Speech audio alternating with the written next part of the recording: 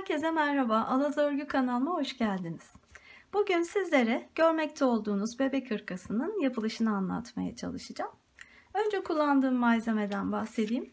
100 gram 250 metre olan bir bebe yünü kullandım. 2 yumaktan bu kadar ip arttı. Yaklaşık 180 gram kadar ip kullanmış oldum. Şiş olarak 3,5 numara misinalı şiş kullandım. Siz dilerseniz normal şişle de örebilirsiniz. Hırkaya yakadan başladım. Yakasında haroşa olarak 3 sıra lastik ördükten sonra robada daha önce yine videosunu paylaştığım bakın V ajur modelini uyguladım. Bu şekilde artışları yaptıktan sonra gövde ayrımını yaptım. Önce kolları ördüm, ardından gövdeyi ördüm. Gövdenin bitiminde de bir sıra şöyle bakın ajur modeli uyguladım. Ben düğme olarak bir tane ilik açtım yaka ucuna ve büyükçe bir ilik ve tek düğme yaptım. Siz dilerseniz normal boyutlu ilikler açarak sıralı düğmeler de yapabilirsiniz. Kolları bir tık uzun örüp geriye kıvrılacak şekilde kullanabilirsiniz. Ben böyle tercih ettim. Güzel cici bir hırka oldu. Renk tercihine göre hem erkek bebekler hem kız bebekler için uygun bir model. Ben çok severek ördüm, çok severek de anlattım. Umarım sizler de sever ve yapmayı arzu edersiniz. Hemen boyutlarından da bahsedeyim. Hırkanın boyu 29 santimetre. Eni 28 santimetre. Kol boyu şöyle açık halini ölçeyim. Kol altından itibaren 18 santimetre, yakadan itibaren 30 santimetre. Reglan derinliğini söyleyeyim son olarak. Yaklaşık 13-13,5 santimetre kadar. Bu ölçüleriyle 1-1,5 yaş çocuklara rahatlıkla olabilecek bir hırka oldu. Evet, bu şekilde genel bilgileri paylaştıktan sonra hep beraber yapılışına başlayabiliriz.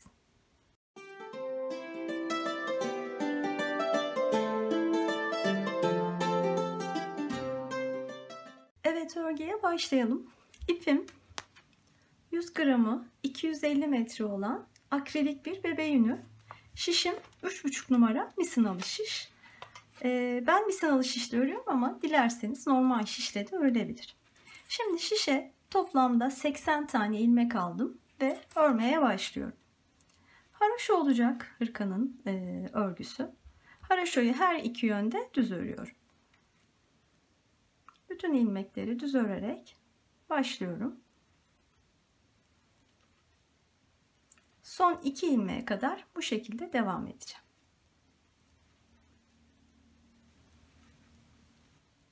Son 2 ilmeğe geldim. Şimdi kenarlarda bu kenar hattının daha güzel durabilmesi için I-cord uygulaması yapacağım. Bunu nasıl yapacağımı göstereceğim şimdi. Son 2 ilmeklerde kuralımız şöyle olacak. İpi öne alarak o 2 ilmeği örmeden sağ şişe geçiriyorum. Sonra örgüyü çeviriyorum. Bu ördüğümüz sıra örgünün arka yüzüydü. Şimdi ön yüzüne geçtik. Bakın bir haroşa sıramız oluştu şu an. Şimdi bu 2 tane örmediğim ilmeği ön yüzde örerek başlıyorum.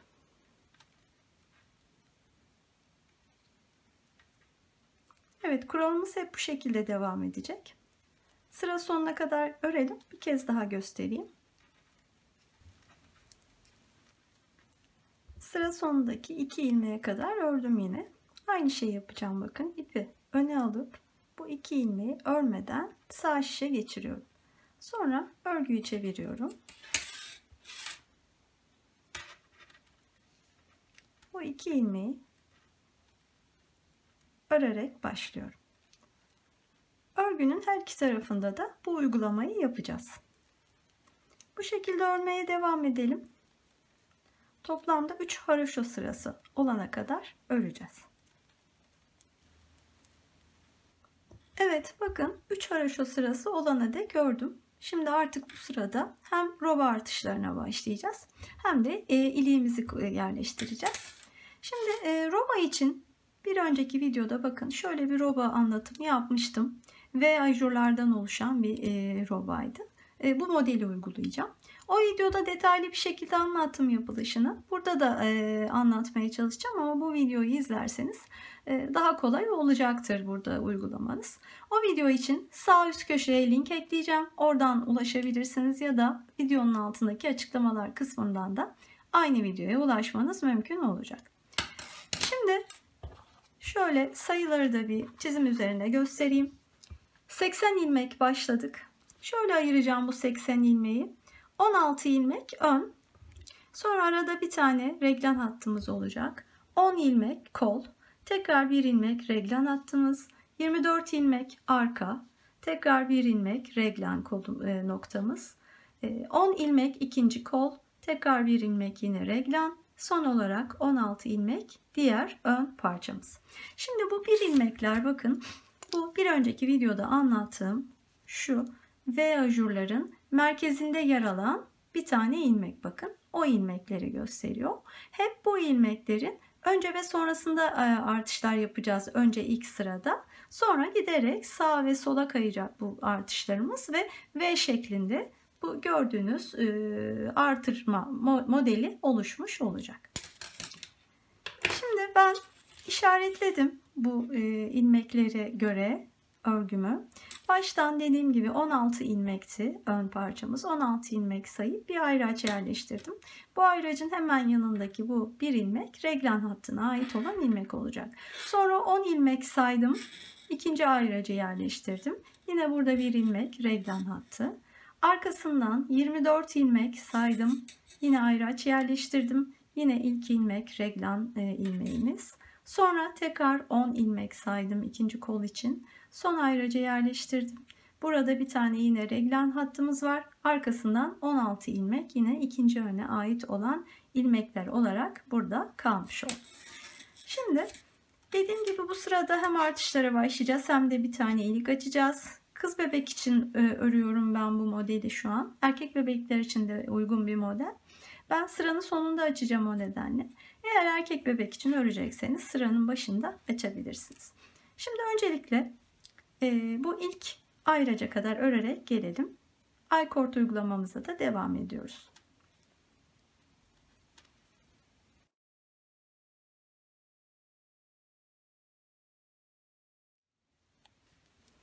İlk ayracı dek 16 ilmeği ördüm. Bakın şimdi şurada göstereyim. Şu noktadayız. Şu ilmeğimiz dediğim gibi merkezdeki ilmek. Onun hemen öncesindeyiz. Şimdi bakın ilk sıramızda bu ilmeğin öncesinde bir artırma yapacağız. İlmeği öreceğiz. Sonra bir artırma daha yapacağız. Ve sonraki ilmekleri örmeye devam edeceğiz. Şimdi onu uygulayalım. Sadece ilk sıra olduğu için bu ayraçlar bize gerekiyor. Daha sonraki sıralarda zaten bu ajurlardan dolayı takip edebiliyor olacağız. O nedenle bakın şöyle, şimdi bu ayracı çıkarıyorum, artık işim bitti bununla. İpi öne alarak artırma yapıyorum ben. Dolama yapacağım. İpi öne aldım. Bu reglan ilmeğimiz, bu sıradaki ilmek. Onu örerken dolamayı da yapmış oldum. Sonra tekrar ipi öne aldım. Çünkü bu tarafta da bir dolama yapacağız. Sonraki ilmekleri örerken de bakın ikinci dolamayı yapmış oldum. Şöyle göstereyim. Bakın şu ilmek reglan hattı ilmeğimiz. Onun hemen öncesinde ve hemen sonrasında birer artırma yapmış olduk. Bunları bu ajurlardan zaten görebiliyoruz. Devam edelim bir sonraki ayraca dek.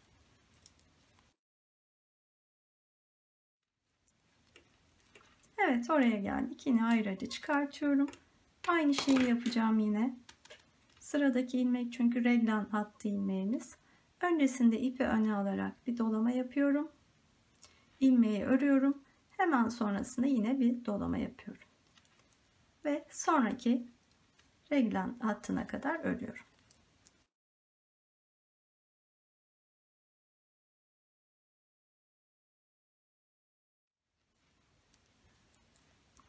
Evet, geldim oraya. Yine ayracımı çıkardım. İpi öne aldım. Reglan ilmeğini örerken ilk dolamayı yaptım. Sonra tekrar ipi öne aldım. Sonraki ilmeği örerken de bakın ikinci dolamayı yapmış oldum. Devam edelim son ayraca dek.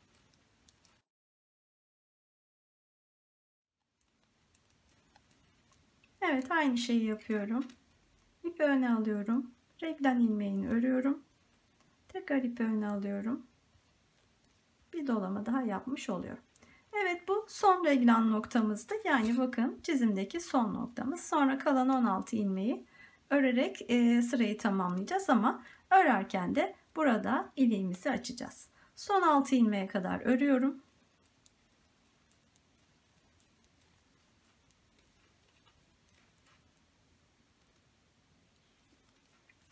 Bakın 2, 4, 6, 7. ilmek. Bu 7. ilmeği şöyle öreceğim. Şimdi burada ben büyükçe bir düğme dikmek istiyorum. Tek ilik açacağım zaten.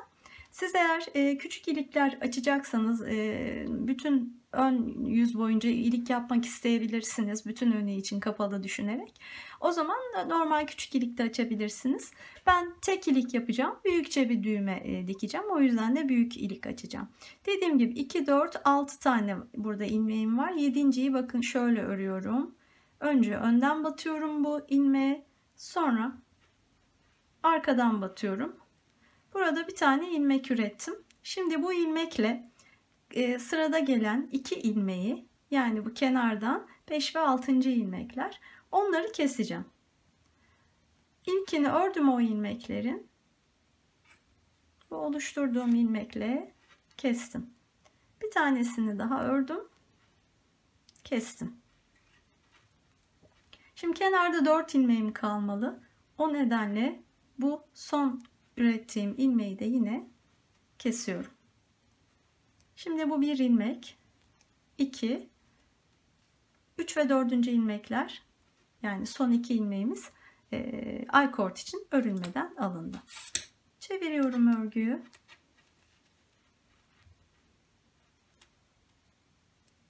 İki tane ilmeği örerek aldım. Arkasından 3 ve 4. ilmekleri de ördüm.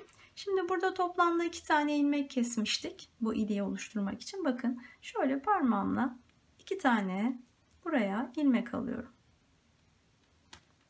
Ve hemen arkasından sıkıca tutarak sonraki ilmeği örüyorum. Burada bakın genişçe bir iliğimiz olmuş oldu. Şimdi devam edelim. Bakın nereye kadar devam edeceğiz. Modeli anlatırken bu detayları söylemiştim. Şimdi şu ajurların hep bakın sağındaki ve solundaki 4'er ilmek düz ilmekler olacak. Ön yüzden düz, arka yüzden ters görünecekler. Onun dışındaki ilmeklerimiz haroşo. Yani bu tarafta bakın ilk ajurun sağındaki 4 ilmek ve sonraki ajurun, ikinci ajurun solundaki 4 ilmek düz ilmekler. Bunları önde düz ördük hepsini zaten haroşo ile düz ilmekler fark etmedi ama arka sırada bu 4'er ilmekleri ters öreceğim. Hep bu ajurlu ilmeklerin daha sonraki sıralarda da aynı kural geçerli. Sağındaki ve solundaki 4 ilmek olacak bu. Yani sonraki modellerimizde de aynı şekilde sadece o ajurların yanındaki 4'er ilmek olacak. Diğer ilmekleri hep haroşoya çeviriyor olacağız.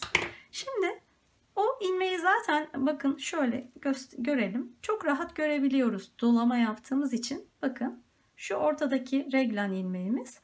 Bir öncesi yani şu ilmek dolama, bir de bu ilmek dolama. Dolayısıyla bu ilmekten önceki 4 ilmeği ben ters öreceğim. Arka yüzdeyim şu an. Yani 1, 2, 3, 4. 2 taneden sonraki. Sonra bu tarafta da bu dolama yaptığım ilmekten sonraki 4 ilmeği 1, 2, 3, 4. Bu 4 ilmeği yine ters örüyor olacağım. Onun dışındaki ilmekler düz olacak. 2 tane vardı. Onları örelim. Ve o 4 ilmeğe geldik. İpi öne alarak bakın onları ters örüyorum. Bu dolama yaptığım ilmeğe geldim 4 ördükten sonra. Onu da ters örüyorum. Reglen ilmeğimizi ters örüyorum. Tekrar ikinci dolama yaptığımız ilmek ters örüyorum. Arkasından bu ajurdan sonra yine dediğim gibi 4 tane daha ters öreceğim. Ve ondan sonra haroşaya devam edeceğim. Yani düze geçiyorum. Şimdi bunu nereye kadar yapacağım? Hemen şöyle bir belirleyelim yerimizi. Bakın sanırım fazla ördüm. Evet, bakın şöyle göstereyim. Şu dolama yaptığım ilmek bundan önceki 4 ilmek olacaktı. 1 2 3, evet, bir tane fazla örmüşüm. Geri geliyorum hemen. İlk sıra olduğu için biraz dikkat etmek lazım. Sonraki sıralarda zaten görüyor olacağız, ön yüzde oluşmuş olacak düz ilmekler ve haroşa ilmekler. Şimdi ipi arkaya alarak 4 tane ters örüyorum. Bakın doladığım ilmeğe geldim. Ters örüyorum. Reglan ilmeği ters örüyorum. İkinci doladığım ilmek ters örüyorum ve 4 tane daha ters örüyorum. Evet, ikinci reglan noktamızı da bitirdik. 2 tane daha kaldı. Şimdi bir sonraki artırmamız nerede? Bakın hemen görünüyor. Şu ilmekten önceki 4 ilmeğe kadar, yani şuraya kadar örüyorum. Düz örerek.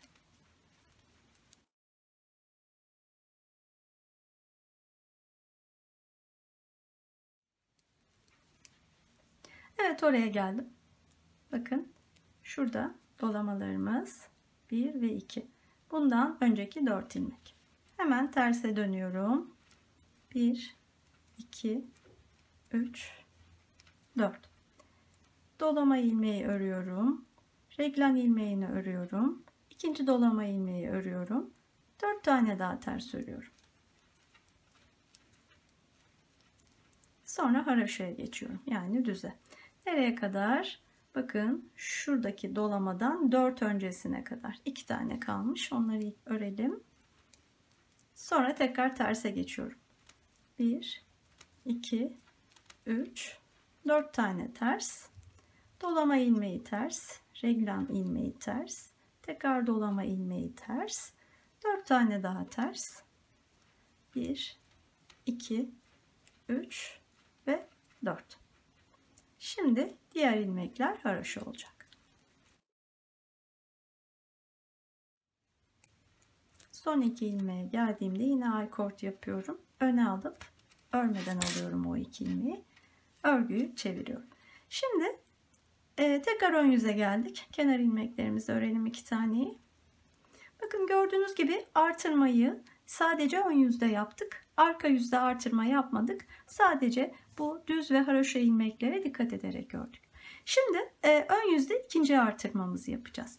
Dediğim gibi bakın ikinci artırmamız bir önceki artırmanın hemen bu tarafta, hemen sağında, bu tarafta hemen solunda. Yani burada önceki ilmek, burada sonraki ilmekte olacak.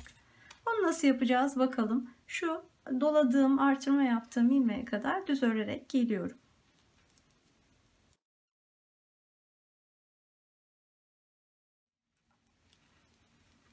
Bakın geldim, zaten çok net bir şekilde görünüyor, o ilmeğe ulaştım. Şimdi burada bu ilmekten önce bir dolama yapacağım. İpi öne alıp o ilmeği öyle örüyorum. Bakın ortadaki ilmekler artık 3'e çıktı. 1 2 ve 3 bu taraftaki dolama. Sol tarafta ilmekten sonra yapacağım dolamayı. Yine ipi öne alıp sonraki ilmeği örerken dolamayı yapmış oluyorum. Dolamalar dediğim gibi kenarlara doğru açılmış oldu burada. Şimdi ikinci reglan noktasındaki ajurlu ilmeğe kadar yine örelim.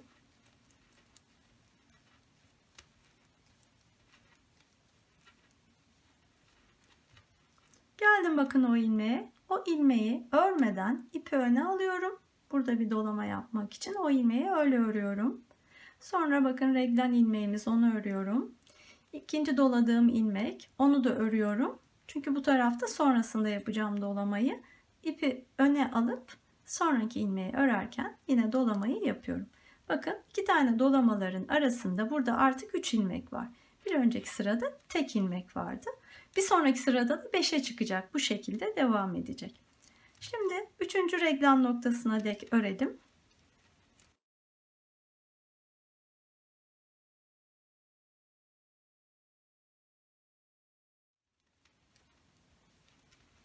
Evet, bakın geldim oraya. Görüyorum zaten. Ve öne alıyorum. O ilmeği örüyorum. Sonra arada reglan ilmeğimiz. Sonra tekrar dolamalı ilmek. Onu ördükten sonra ipi öne alıp tekrar dolama yapıyorum. Evet, 3. bölgeyi de bitirdik. 4.'ye gelelim. Evet, oraya geldim yine bakın.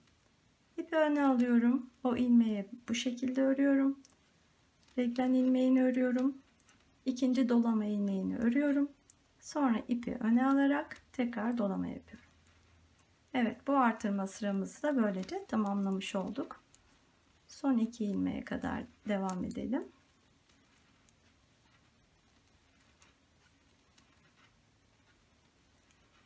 Bakın ilikler için ilave ettiğimiz ilmekler. Onları da örüyorum.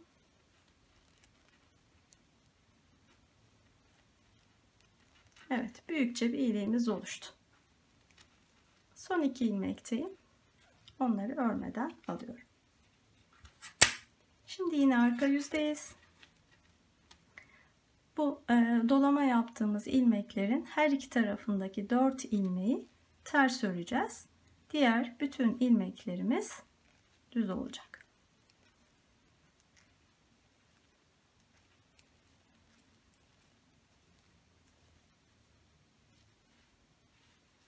Zaten bakın şurada artık o düz ilmekler görünüyor. Şuraya kadar öreceğim. Sanırım 4 ilmek.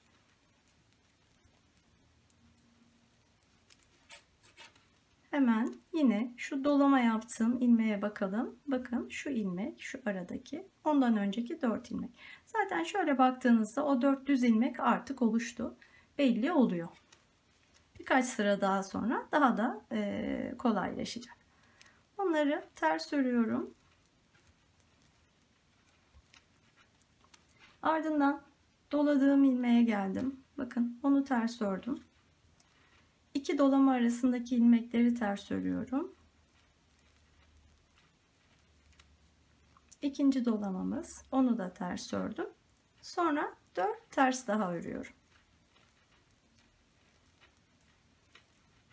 Evet, burayı bitirdik. Diğerine gelelim. Bu doladığım ilmekten önceki 4 ilmek. Dolayısıyla arada 2 tane var. Onları düz örüyorum. Sonra 4 ters, doladığım ilmek ters, aradaki ilmekler ters, tekrar doladığım ilmek ters, ardından 4 ters ilmek daha ve sonra haroşalarla yani düz ilmeklerle devam ediyorum.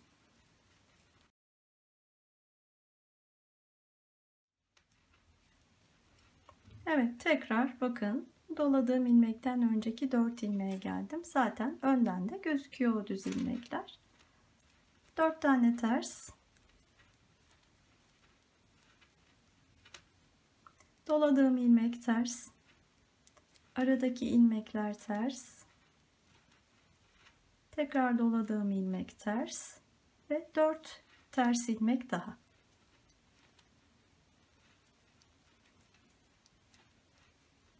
Sonra yine düz ilmek var. Bakıyorum 2 tane yeterli. Çünkü bakın burada doladığım ilmek ve sonra 4 tane ters ilmeğimiz var. Onları örüyoruz. Doladığım ilmek ters. Aradaki ilmekler ters. Tekrar doladığım ilmek ters ve 4 ters ilmek daha. Evet. Diğer ilmeklerimiz düz.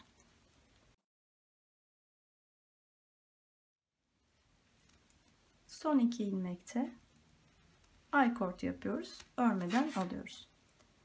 Bakalım. Şu an ikinci artırma sıramızı yaptık. V şeklinde bakın robamız oluşuyor. Toplamda 4 tane olacak. Şu bakın şurada göstereyim. 1, 2, 3, 4 tane artırma yapacağız her seferinde. Şimdi yine buradaki bu doladığımız ilmeklerin sağ tarafta öncesinde, sol tarafta sonrasında dolamalar yapacağız. Evet, 2 artırmayı tamamladık. Şimdi ön yüzde 3. artırma sırasındayız. Kenar ilmeklerini örerek başlıyoruz.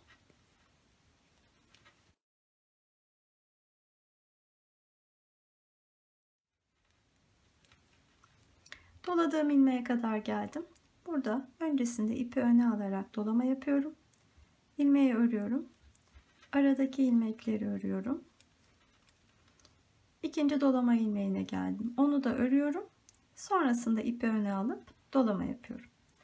Şimdi aradaki ilmekleri örelim. İkinci reglan noktasına dek.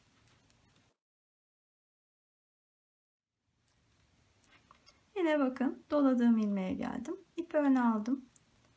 Artırma yaptım o ilmeği örerken. Aradaki ilmekleri örüyorum. İkinci dolama yaptığım ilmekteyim. Onu örüyorum. İpi sonrasında öne alarak burada dolama yapıyorum. Üçüncü reglan noktasına dek örelim.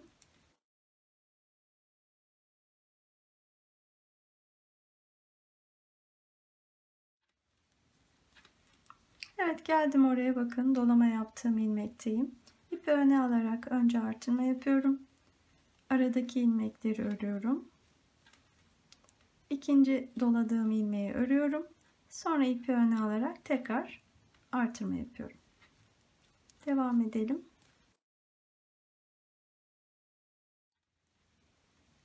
Doladığım ilmeğe geldim, bakın. Yine ipi öne alarak onun öncesinde artırma yapıyorum. İlmeği örüyorum. Aradaki ilmekleri örüyorum. İkinci dolama ilmeğine geliyorum. Onu örüyorum. İpi öne alarak sonrasında yine artırma yapıyorum. Evet, bu sırayı da bu şekilde tamamlıyoruz.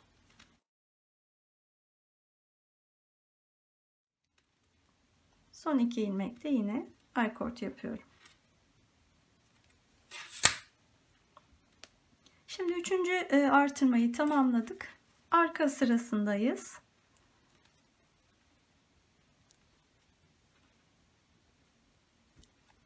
Devam ediyorum.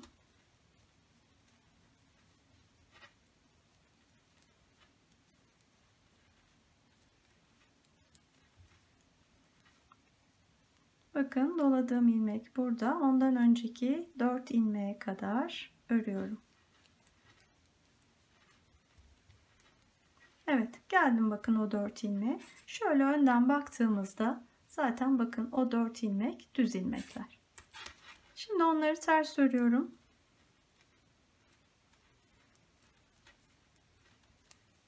Doladığım ilmeği ters örüyorum. Aradaki ilmekleri ters örüyorum. Tekrar doladığım ilmeği ters örüyorum.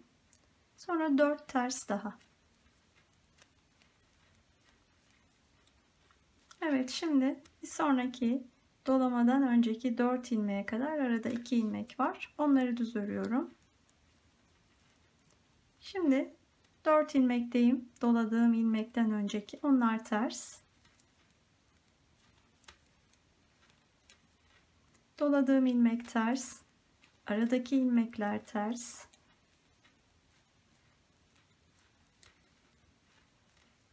Tekrar doladığım ilmek ters ve 4 ters daha.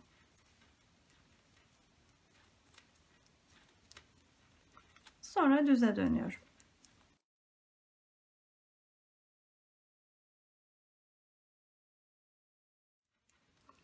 Evet, bakın doladığım ilmekten önceki 4 ilmeğe geldim. Onları ters örüyorum. Doladığım ilmek ters. Aradaki ilmekler ters. Tekrar doladığım ilmek ters ve 4 ters ilmek daha.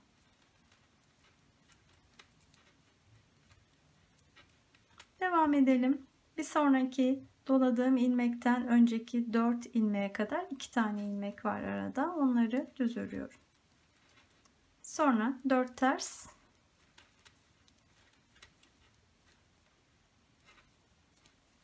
Doladığım ilmek ters. Aradaki ilmekler ters.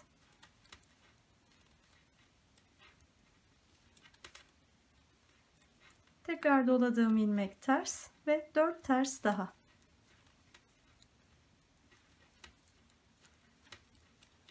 Sonra sıra sonuna dek düz örüyoruz.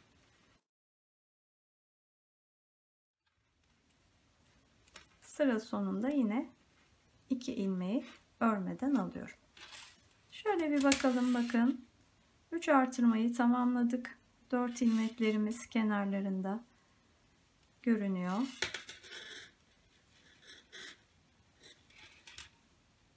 Evet. Son artırmamız kaldı. Onu da hemen yapalım. Yine ön yüzdeyiz. 4. artırmayı yapacağız.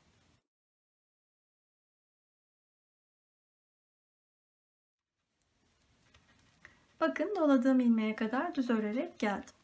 İpi öne alıyorum. Dolama yapıyorum. O ilmeği örüyorum. Aradaki ilmekleri örüyorum. Ki onlar bakın 5 tane oldu artık. Sonra ikinci doladığım ilmeğe geldim. Onu da örüyorum. Arkasından tekrar ipi öne alıp dolama yapıyorum. Devam edelim.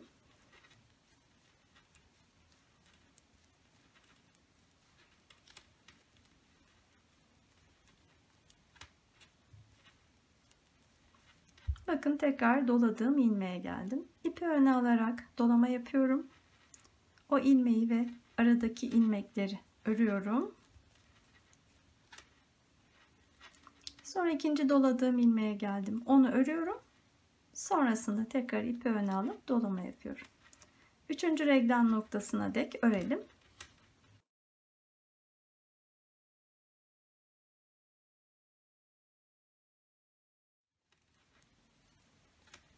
Evet, bakın oraya geldim. Doladığım ilmekteyim. İpi öne alarak tekrar dolama yaptım öncesinde.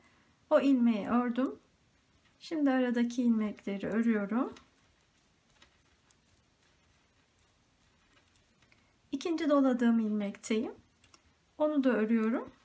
Bu defa sonrasında ipi öne alıp dolama yapıyorum. Devam edelim. 4. reglan noktasına dek.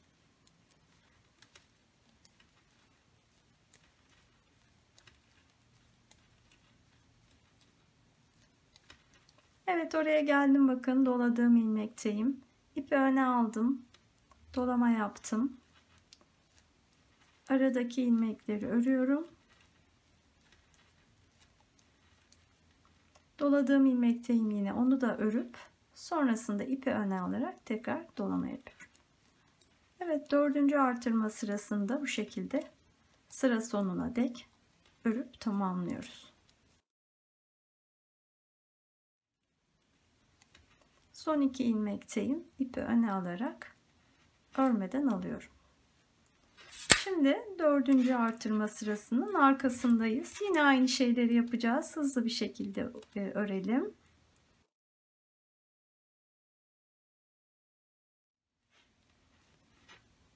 Bakın doladığım ilmek burada görünüyor. O ilmekten önceki 4 ilmeğe geldim. 4 ters örüyorum. Doladığım ilmek ters. Aradaki ilmekler ters.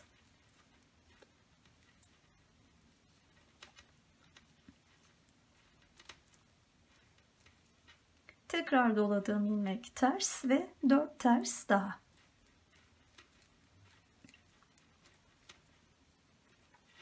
Düze geçiyorum. Bir sonraki doladığım ilmekten önce 4 ilmek burada, bakın 2 tane ilmek var. O 2 ilmeği düz ördükten sonra 4 ters örüyorum. Doladığım ilmeğe geldim. Onu ters örüyorum. Tekrar aradaki ilmekleri ters örüyorum.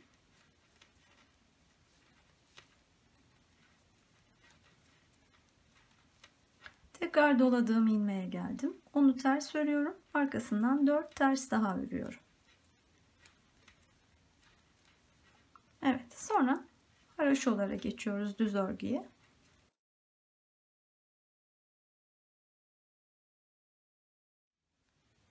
Bakın doladığım ilmekten önceki 4 ilmekteyim.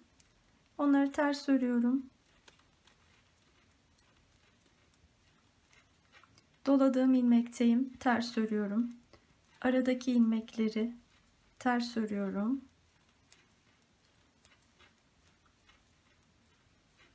Tekrar doladığım ilmekteyim. Onu da ters örüyorum ve 4 ters daha örüyorum.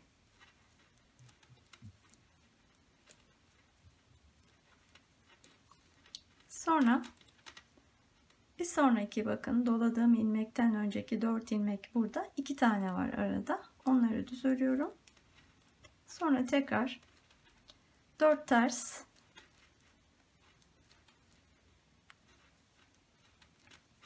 doladığım ilmek ters, aradaki ilmekler ters,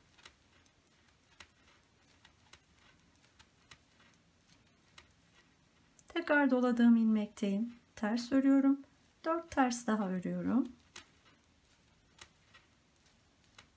ve diğer ilmekler düz.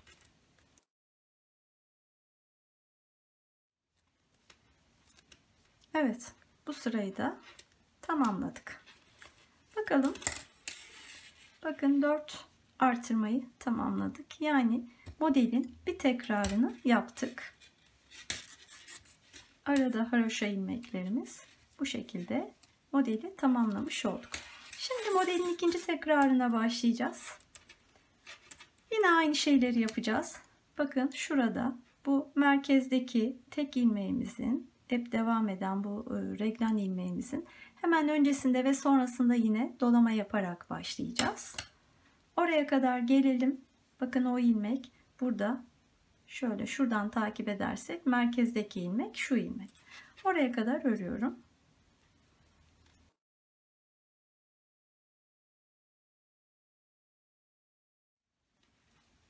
Bakın doladığım ilmeğe geldim ama artık burada dolama yapmıyorum. Merkeze taşıyacağız dolamaları. O nedenle örmeye devam ediyorum.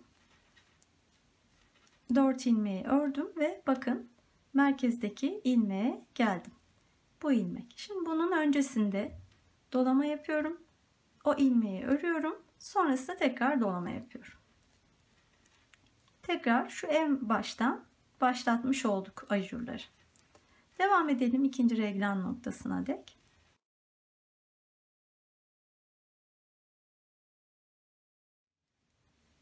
Geldim, bakın o ajurlu ilmeğe. Burada artırma yapmıyorum artık. Örerek devam ettim. Merkezdeki ilmeği şuradan bakın takip ediyorum. Bu ilmek. Bunun hemen öncesinde ve hemen sonrasında dolama yapıyorum. Devam edelim.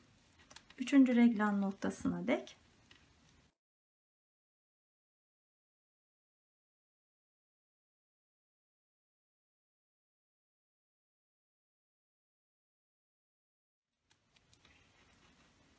Evet, üçüncü reglan noktasında bakın merkezdeki ilmeğe geldim.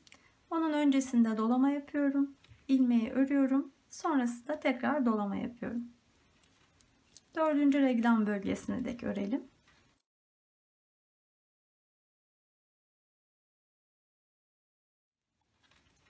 Evet, bakın oradayım. Şu ilmeği takip ediyorum. Dördüncü reglan noktasındaki merkezdeki ilmek. İpi öne alarak dolama yapıyorum. İlmeği örüyorum. Sonra tekrar ipi öne alarak doluyorum. Evet, bu artırma sıramızda bu şekilde sırayı tamamlıyoruz.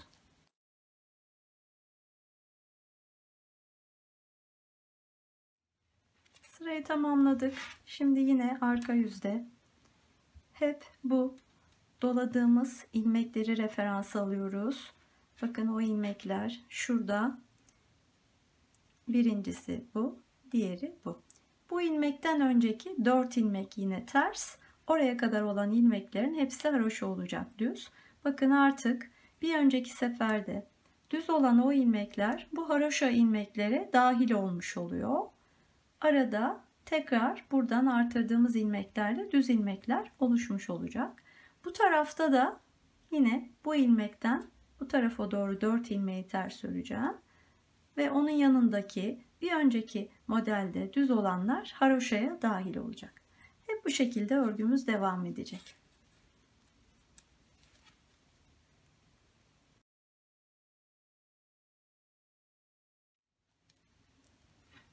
Evet, bakıyorum. Bakın doladığım ilk ilmek burada. Ondan önceki 4 ilmeğe geldim. Onları ters örüyorum.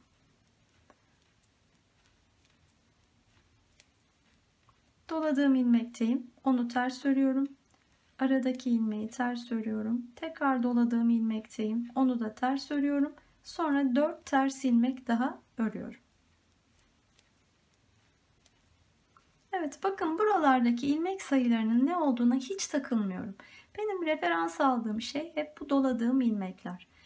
Bu tarafta, sağ tarafta o ilmekten önceki 4 ilmeği, sol tarafta da o ilmekten sonraki 4 ilmeği ters olacak şekilde örüyorum. Diğer kalan ilmekler haroşa olmuş oluyor. Kaç tane olduğuna hiç takılmamıza gerek yok. Şimdi yine aynı şeyi yapacağım. Bakıyorum, bakın doladığım ilmek nerede? Birincisi bu, ikincisi bu. Yani bu ilmekten önceki şu 4 ilmeğe kadar kalan 2, 4, 6, 8, 10 tane ilmekmiş.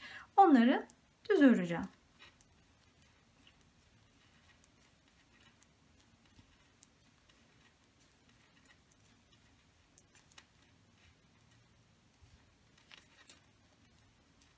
Evet, şimdi o 4 ilmeğe geldim. Onları ters örüyorum. Doladığım ilmekteyim, ters örüyorum. Aradaki ilmek ters, tekrar doladığım ilmek ters, 4 ters daha. Evet, ikinci reglam noktasında tamamladık. Üçüncü noktaya kadar düz örerek devam edelim.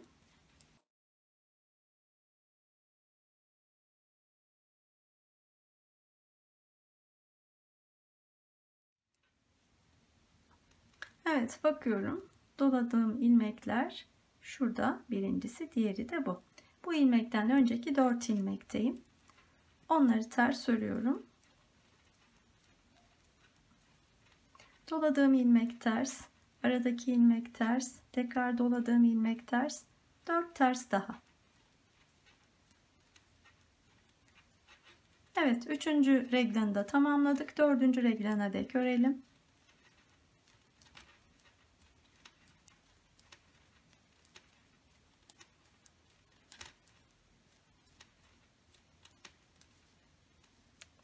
Evet, bakıyorum. Doladığım ilmekler, biri burada, ikincisi de burada. Bundan önceki 4 ilmekteyim. 4 ters örüyorum.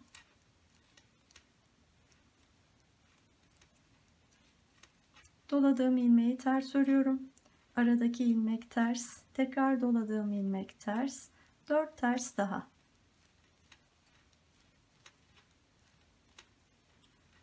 Diğer ilmekleri düz örerek sırayı tamamlıyorum.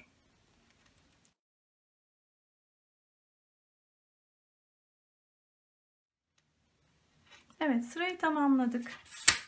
İkinci modelin ilk artırmasını bakın yine tam burada olduğu gibi merkezde kurmuş olduk.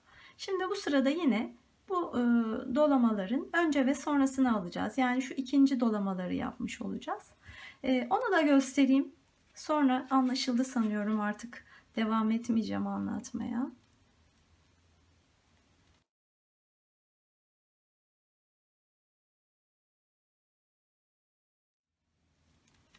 Evet, bakın görünüyor zaten, doladığım ilmeğe geldim.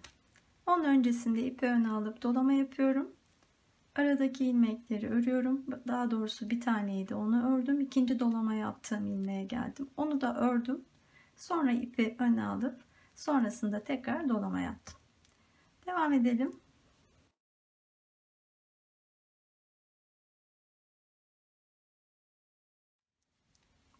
Bakın doladığım ilmeğe geldim. İpi öne aldım. Dolama yaptım. Tekrar doladığım ilmekteyim. Onu ördüm. Bu sefer sonrasında dolama yaptım. Devam edelim.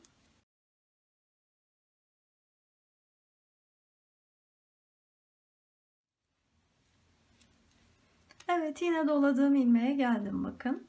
Öncesinde dolama yapıyorum.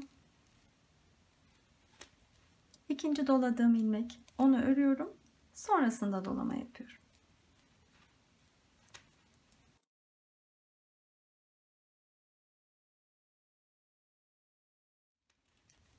Yine son olarak doladığım ilmeğe geldim, bakın. Dördüncü bölgede. İpi öne alıp artırıyorum. İkinci doladığım ilmekteyim. Onu örüyorum. Sonrasında ipi öne alıp dolama yapıyorum. Sıra sonuna dek örüyorum.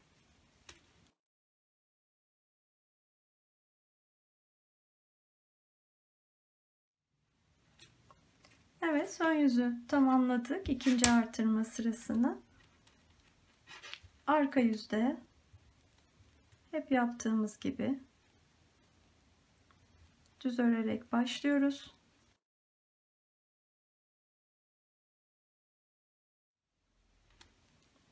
Bakın doladığımız ilmekler nerede? Birincisi burada. Ondan önceki 4 ilmekteyim. Onları ters örüyorum.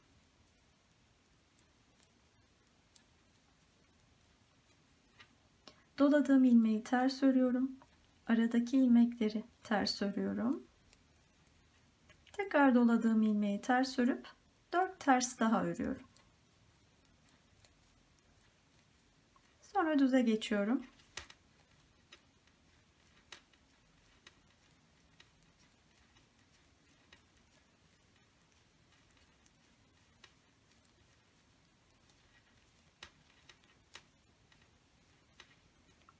Bakıyorum şimdi doladığım ilmek burada. Bir tane fazla örmüşüm. Hemen geri alıyorum. Bakın ondan önceki 4 ilmekteyim. Onları ters öreceğim.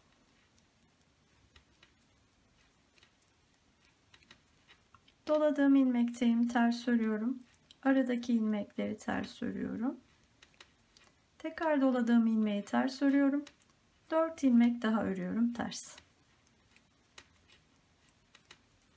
Sonra düze geçiyorum. 3. reglan noktasına dek düz örüyorum.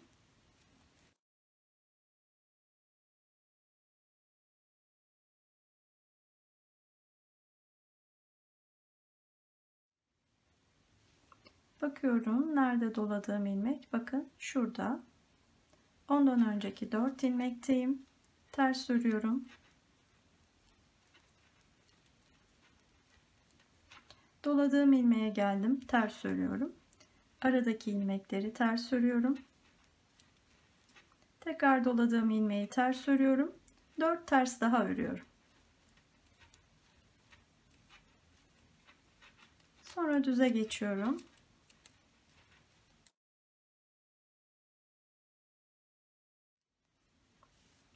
Bakıyorum doladığım ilmek nerede? Evet, şu ilmek. Ondan önceki 4 ilmekteyim. Ters örüyorum. Doladığım ilmeği ters örüyorum. Aradaki ilmekleri ters örüyorum. Tekrar doladığım ilmeği ters örüp 4 ters daha örüyorum. Ardından düz örerek sırayı tamamlıyorum.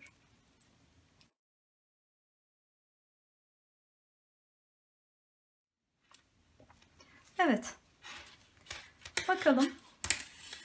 Bakın ikinci modelimizde 2 artırma daha yaptık. Her reglam noktasında aynı işlemi görebiliyoruz.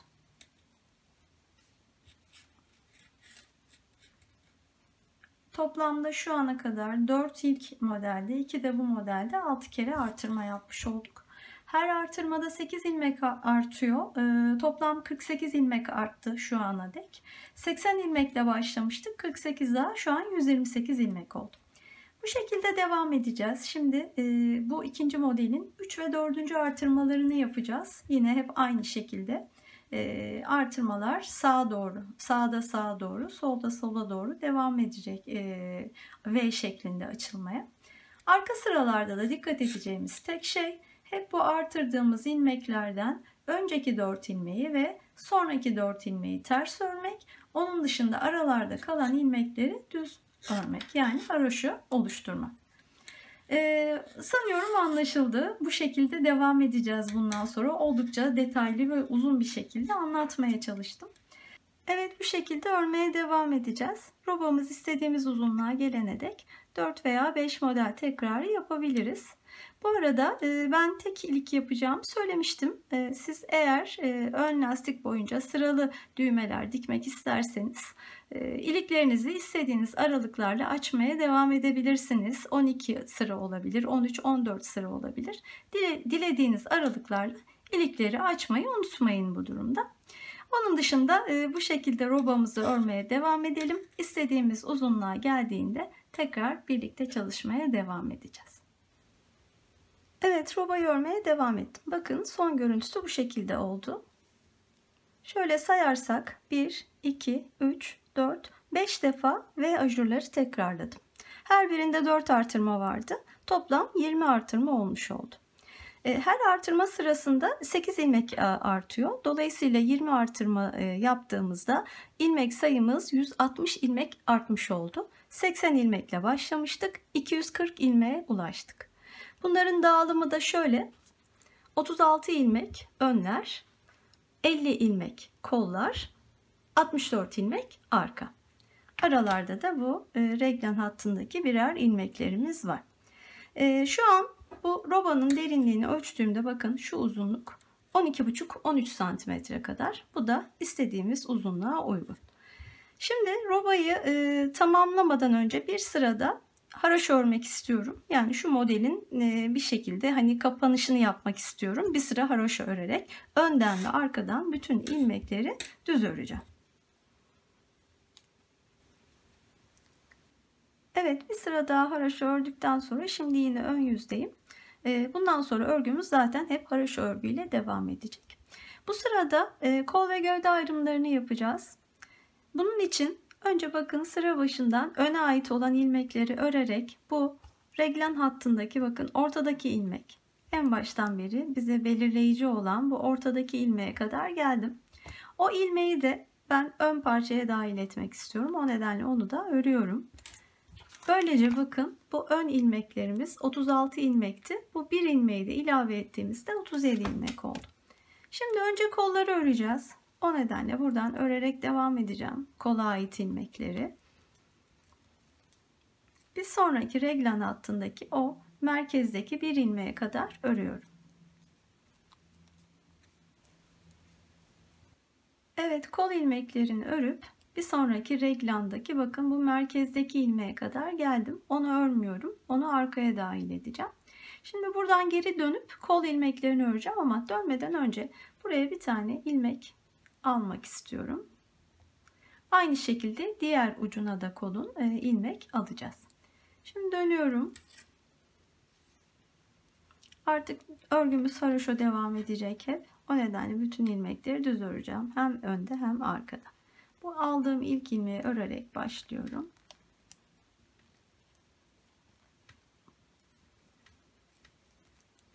Bu ayraçla belirlediğimiz noktaya kadar kol ilmeklerini örüyorum. Evet, kol ilmeklerini ördüm. Şimdi buraya da bir ilmek ilave ediyorum. Ayrıca da çıkarabiliriz artık. Buradan geriye dönüyorum. Şu an kolda 52 tane ilmeğimiz oldu. Bu 52 ilmekle örmeye devam edeceğiz.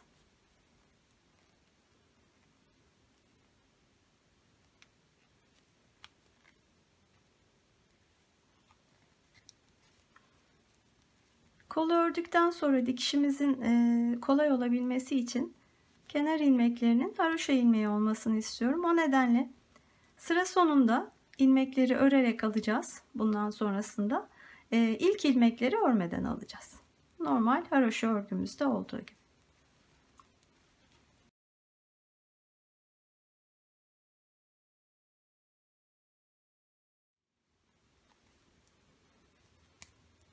Evet, sonuna geldim. Bakın son ilmeği de örerek aldım. Sonra arka tarafı çevirdiğimde ilk ilmeği örmeden alıyorum.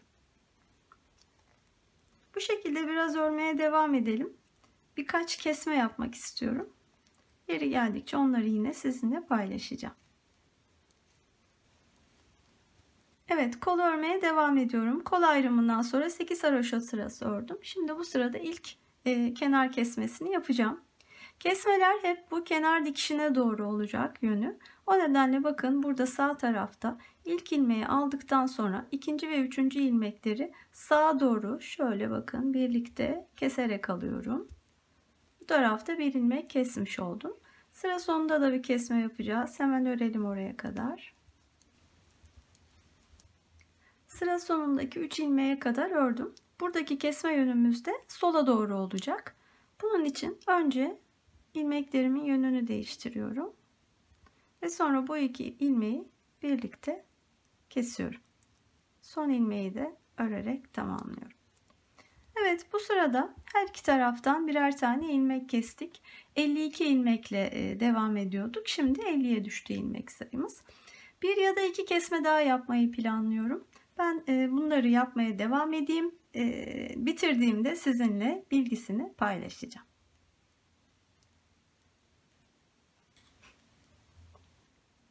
Evet, kolu örmeye devam ettim. Bu kol altından itibaren ilk ördüğümüz bir haroşa sırasından sonra 42 haroşa sırası ördüm. Uzunluğunu da söyleyeyim şu an. Kol altından itibaren yaklaşık bakın 19-19,5 santimetre oldu. Siz de ölçerek bu kadar olana dek örebilirsiniz. Şimdi artık burada keseceğim kolu. Ön yüzden ördüm. En son olduğum sırayı arka yüzden keseceğim. Bakın iç tarafı burası. Buradan keseceğim şimdi ilmeklerimi. Kol boyunu dilediğiniz gibi ayarlayabilirsiniz. Dilerseniz daha kısa, dilerseniz daha uzun yapabilirsiniz. Ben geriye de kıvrılabilir diye düşünerek 1-2 santim de fazla yapmayı uygun buldum. Şimdi örerek kapatıyorum.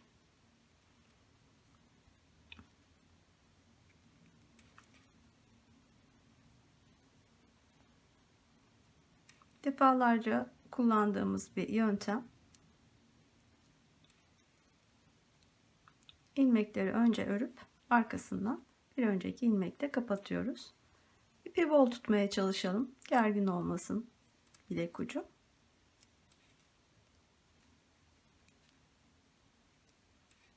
Evet, bu şekilde devam edelim. Bütün ilmekleri kapatalım. Evet, ilmeklerin hepsini kapattıktan sonra ipin ucunda bir miktar bırakarak kestim ve buraya bir iğne taktım. Şimdi bu iple kol dikişini yapacağız. Bu arada kesmeleri söylemeyi unuttum. İlk sizinle birlikte 8 sıra sonrasında kol altından sonra 8 sıra örmüş ve ilk kesmeyi yapmıştık. Arkasından 8 sıra aralıkla 2 tane daha kesme yaptım. Yani toplamda 3 kesme yapmış oldum. 52 ilmekle başlamıştım. 46 ilmekle kolu bitirdim. Şimdi artık yan dikişini yaparak kolu tamamlıyorum.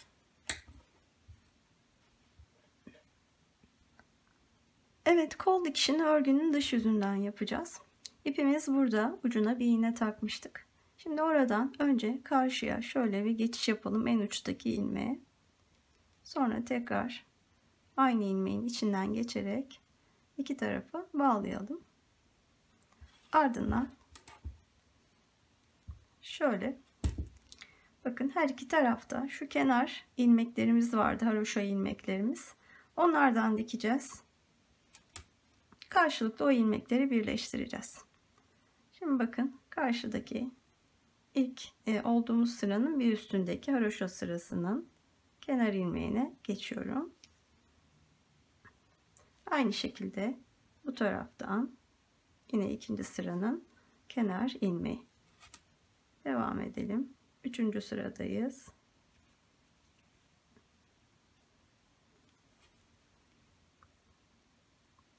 Bu tarafta yine karşı gelen ilmekten. Karşılıklı bu kenar ilmeklerini birleştirerek kol dikişimizi yapıyoruz.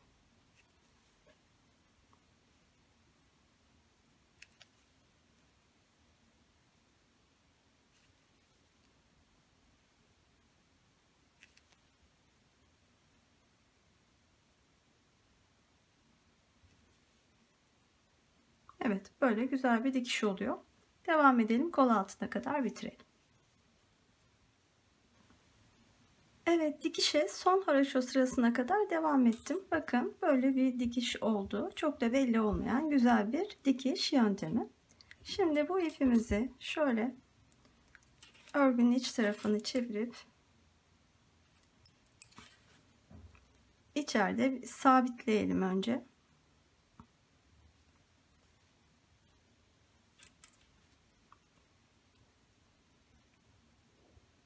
Şöyle şimdilik sabitledikten sonra burada bırakacağım.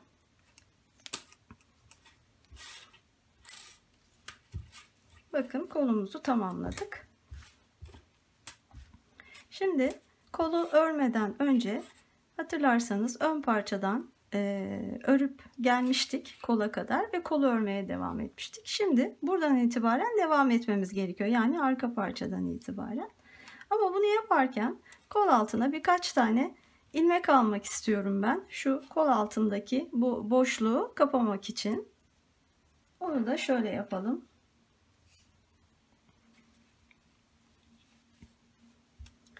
Bakın şuradan 2 tane ilmek çıkartacağım kol altından. Şöyle birincisini şuradan batarak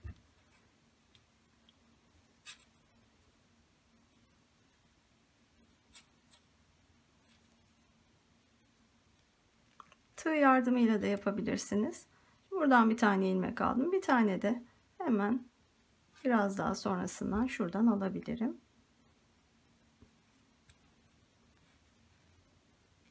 İki tane ilmek çıkardıktan sonra bakın arkanın ilmekleri burada. Oradan örmeye devam ederek iki tarafı birleştiriyorum. Şöyle bakarsak şu ipimizi de çekip bakın kol altı bu şekilde birleşmiş oldu. Minik bir boşluk var burada. Dilersek bu kalan kolu diktiğimiz kalan iple o boşluğu da bir kere geçerek kapatabiliriz. Devam ediyorum şimdi arka parçayı örmeye. Bundan sonra yapacağımız şey arkaya ördükten sonra diğer kol altına geldiğimizde yine buradaki bu reglan hattındaki ilmeği arkaya dahil ettikten sonra buradaki kol ilmeklerini 50 ilmeği yani buradan başlayıp diğer önle birleştiği noktaya kadar yine buradaki reglan ilmeğini de öne dahil edeceğiz. Yani kola almadan buradaki 50 ilmekle aynı ilk kolda olduğu gibi ikinci kolu örmek. Kesmelerimizi de yaparak önce kenarlardan birer ilmek alıp 52 ilmeğe çıkartacağız. Arkasından 8 sıra örerek ilk kesmeyi ve yine devamında 8'er sıra örerek ikinci ve üçüncü kesmeleri yaparak kol uzunluğunu da 42 haroşo sırası olduktan sonra örgünün arka yüzünden keserek ikinci kolumuzu da tamamlayacağız. Ondan sonra dikişini yaparak aynı şekilde kol altını burada yaptığımız gibi 2 ilmek alarak birleştireceğiz. Bunu yaptığımızda ikinci kolumuz da bitmiş olacak ve geriye sadece ikinci ön parçanın ilmekleri kalacak. O noktaya kadar işimizi tamamlayalım, sonra tekrar görüşelim. Evet, hırkanın ikinci kolunu da ördüm. Ardından dikişini yaptım. Sonra kol altında 2 tane ilmek alarak ön ilmekleriyle birleştirdim ve buradan örmeye devam ediyorum. Bu sırayı tamamlayacağız. Bu durumda gövdeyi birleştirmiş olduk.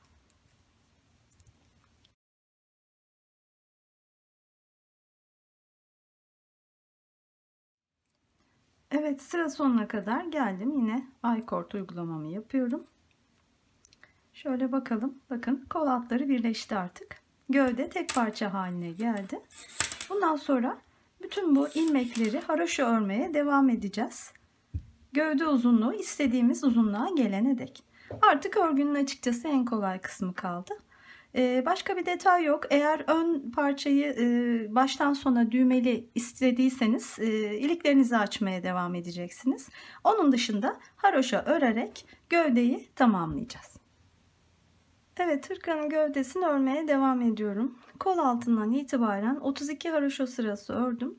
Bu uzunluk şu an yaklaşık 14-14,5 santimetre oldu. Şimdi tamamlamadan önce burada arada bir ajur sırası yapmak istiyorum. Roba ile uyumlu olacaktır. Bunu şöyle yapacağız. Örgünün ön yüzündeyim. Kenardan alkort ilmeklerini örüyorum, 2 ilmek. Ardından 2 ilmek daha örüyorum. Şimdi ajurları yapmaya başlayacağım. Şöyle yapıyorum. İpi öne alıp bir dolama yapıyorum. Arkasından 2 ilmeği keserek örüyorum. Sonra bir ilmeği düz örüyorum. Bu işlemi tekrarlayacağım. Bakın, ipi öne alıyorum. Sonraki 2 ilmeği keserek alıyorum. Bu arada dolamayı yapmış oluyorum. Sonra bir tane ilmek örüyorum. Yani bir dolama yapıyorum. Hemen arkasından bir kesme yapıyorum. Sonra bir ilmek örüyorum. Son kez bir daha yapalım. İpi öne alıyorum. Bir dolama yapıyorum. Sonraki 2 ilmeği keserek alıyorum ve bir ilmek düz örüyorum. Bu şekilde sıranın sonuna kadar devam edelim. Sıra sonundayım. İpi öne alıp bir kesme yapıyorum. 3 tane ilmek kaldı. Bir tanesini örüyorum. Son 2'yi alkort için örmeden alıyorum. Şimdi arka sıraya geçtiğimizde yine ilk 2 ilmeği örerek başlıyorum. Sonra devam ediyorum ilmeklerimi örmeye. Bakın, doladığım ilmeğe geldim. Ajur oluşması için bu şekilde alıyorum. Devam ediyorum sonra. Yine doladığım ilmek, bakın bu şekilde alıyorum. Bunun sonucunda şöyle bakın, ajurlarımız oluşacak bu sırada. Sonra devam edeceğiz. Birkaç sıra daha haroşa öreceğiz. İstediğimiz uzunluğa gelince hırkamız, ilmekleri keserek bitireceğiz. Evet, örmeye devam ettim. Bakın, ajur sırasından sonra 6 sıra haroşa ördüm. Artık keserek bitireceğim. Kol altından itibaren şu an uzunluğumuz 19 santimetre oldu. Bu yeterli bir uzunluk. Siz dilediğiniz gibi ayarlayabilirsiniz. Bu sefer ön yüzden keseceğim. İlk ilmeği ördüm. İkinci ilmeği ördüm. İlk ilmeği ikinci ilmeğin üzerinden geçirdim. Aynı şekilde diğer ilmekleri önce örüp sonra bir önceki ilmekle keserek bütün ilmekleri kapatıyorum. İpimizi bol tutalım.